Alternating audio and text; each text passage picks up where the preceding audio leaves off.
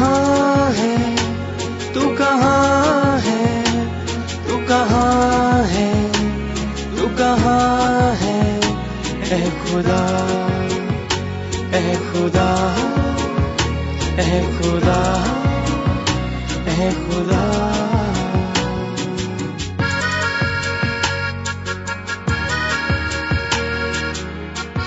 خدا کی تلاش.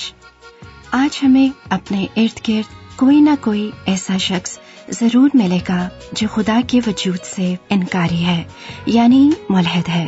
ان کی ملحدانہ سوچ کے پیچھے کیا محرکات ہیں ہم نہیں جانتے، مگر ہم اتنا جانتے ہیں کہ شاید خدائے واحد کے بارے میں ان کا علم ناقص و کمزور ہے، جس کی وجہ سے وہ خدا کے وجود ہی سے انکاری ہو گئے. آپ کے لیے ہم نے پروگراموں کا ایک ایسا سلسلہ شروع کیا ہے جس کو سن کر آپ سچے، پاک، واحد آسمانی خدا کی خصوصیات کو جان کر ملحدانہ سوچ سے بچ سکتے ہیں. تو آئیے سنتے ہیں پروگرام خدا کی تلاش.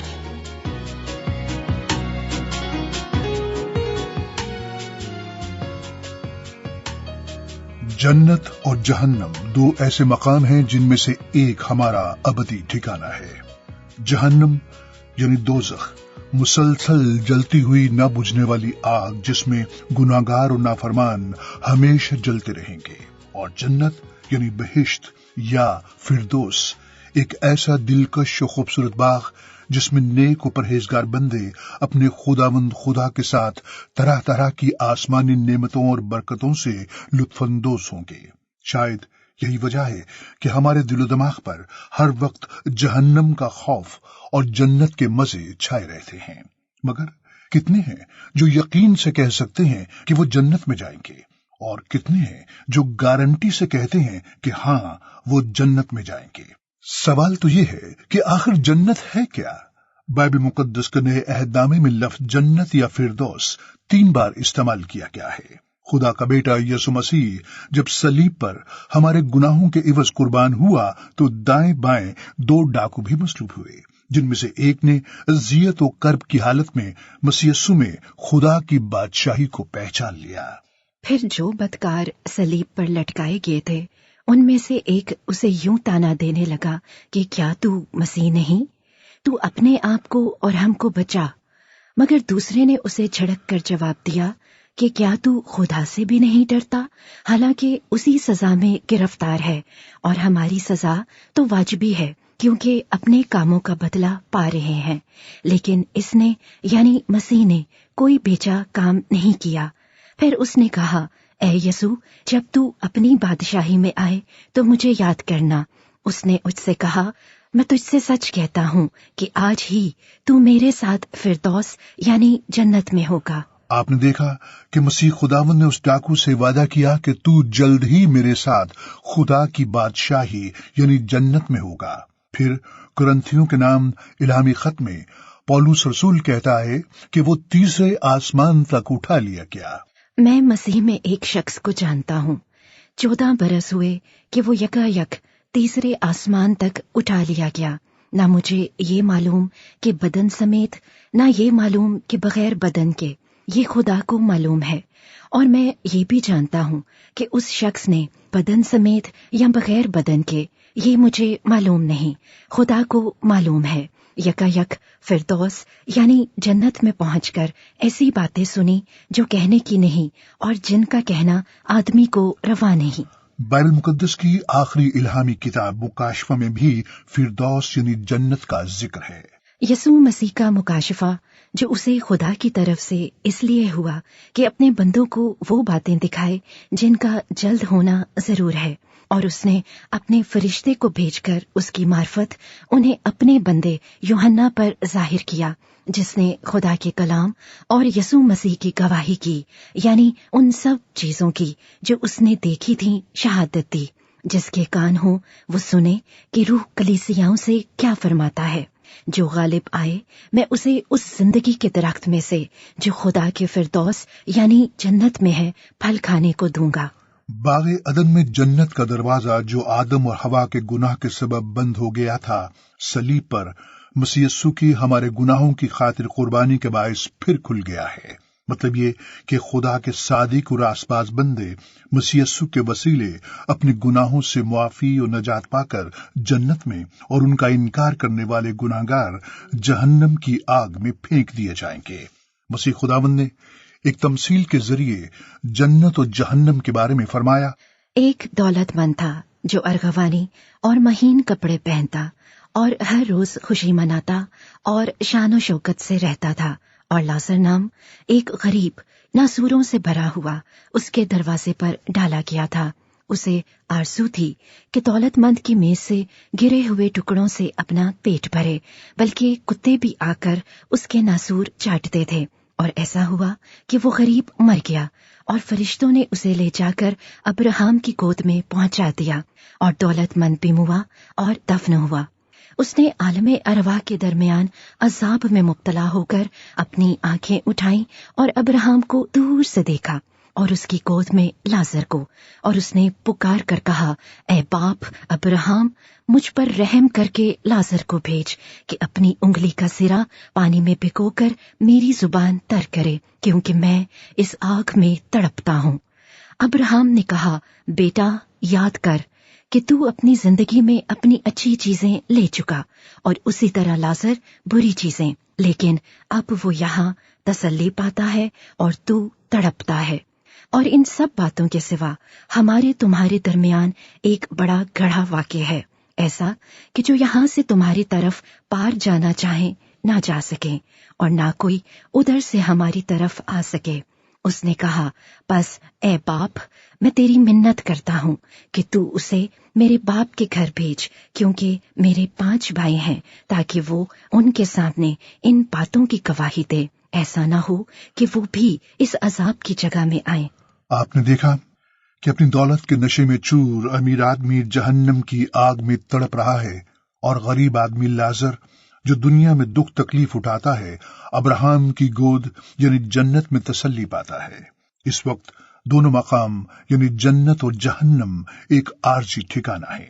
جب مسیح یسوع دنیا کی عدالت کرنے واپس آئیں گے کہ کس نے ان پر ایمان لا کر اپنے گناہوں سے نجات پا کر بپتسمہ لیا اور کس نے ان کی پیروی کرنے سے انکار کیا۔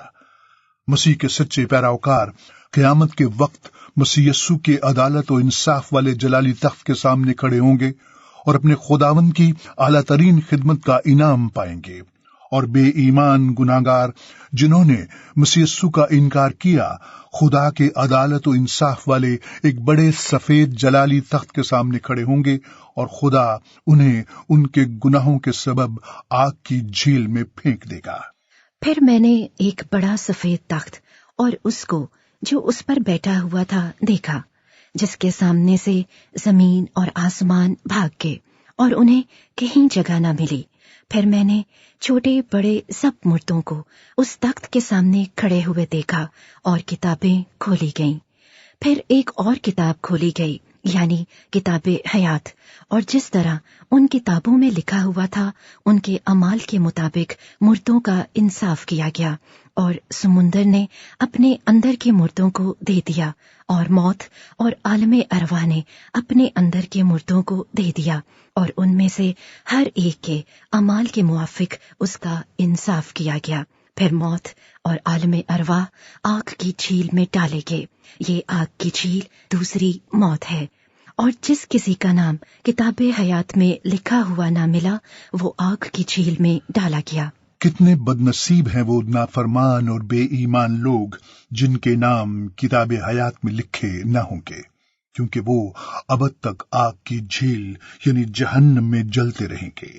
اور مبارک ہیں خدا کے وہ نیک اور آسباز بندے جن کے نام کتاب حیات میں لکھے ہوں گے، کیونکہ وہ نئے آسمان اور نئی زمین یعنی جنت الفردوس میں خدا کی پاک و مقدس حضوری میں ابد تک رہیں گے۔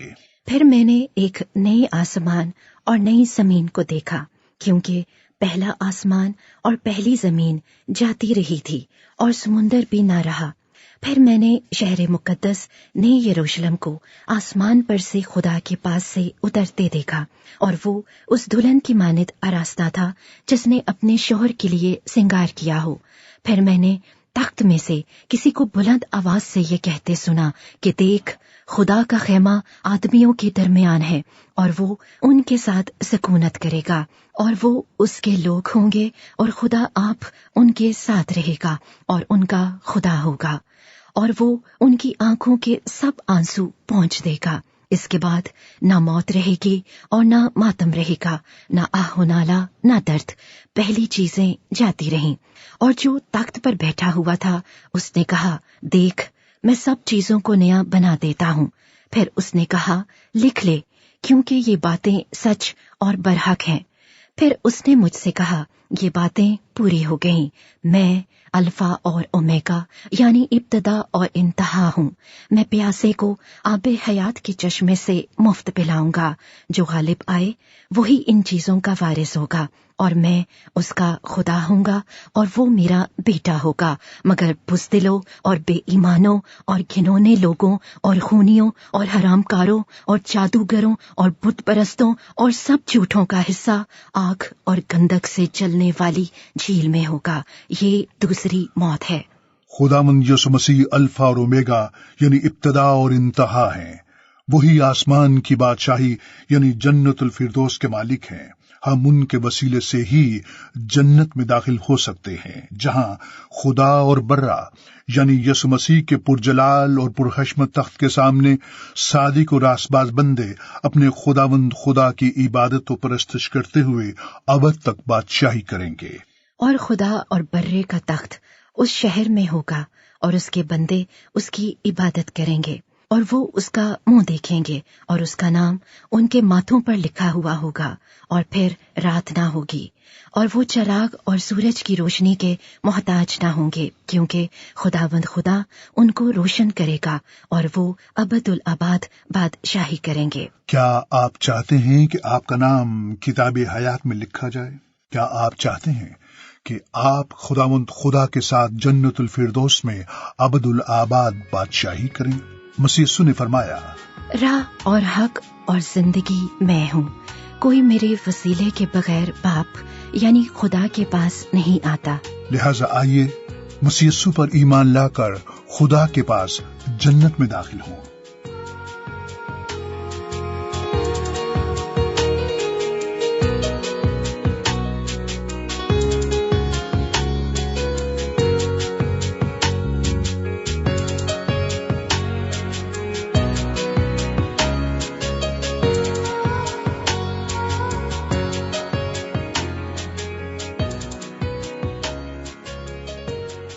मुअज़्ज़ज़ सामीन, खुदा की तलाश के नाम से खुदा की खसूसियात पर मबनी प्रोग्रामों के इस सिलसिले का ये आखिरी प्रोग्राम था।